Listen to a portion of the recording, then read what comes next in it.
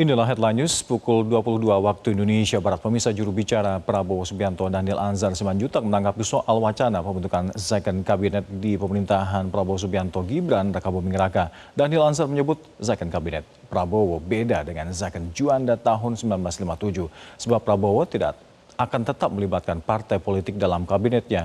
Sementara itu, pengamat politik Ahmad Khairul Umam menyebut politik akomodatif tetap perlu dilakukan oleh Prabowo Subianto. Zakon kabinet ini tentu agak berbeda, misalnya dalam terminologi zakon kabinet ketika zakon kabinet ini terjadi tahun 1955 ketika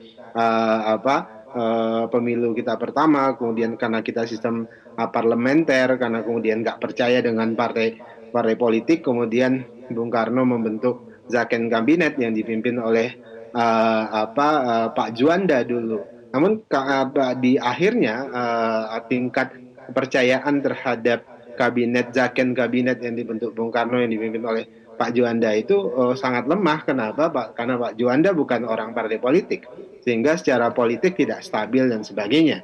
Nah, zakon kabinet dalam pemaknaan Pak Prabowo tentu adalah zakon kabinet di mana keahlian itu menjadi bagian yang sangat penting.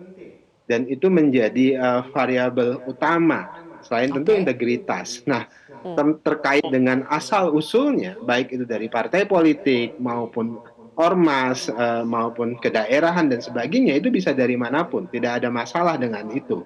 Artinya Pak Prabowo ingin memastikan timnya memang adalah tim yang bisa bekerja dalam tanda kutip sesuai dengan kompetensinya masing-masing.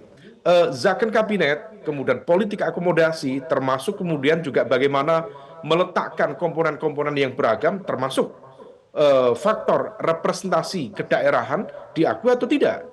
Kadang juga tidak sesuai dengan aspek profesionalitas, kadang juga kurang dalam konteks kompetensi dan juga kredibilitas, tetapi representasi mereka di dalam konteks pemerintahan tetap penting untuk dipertimbangkan. Teman-teman dari Papua, teman-teman dari sebagian Indonesia Timur, mereka adalah bagian juga dari representasi kekuatan bangsa yang juga harus diakomodir dalam struktur besar pemerintahan baru ke depan.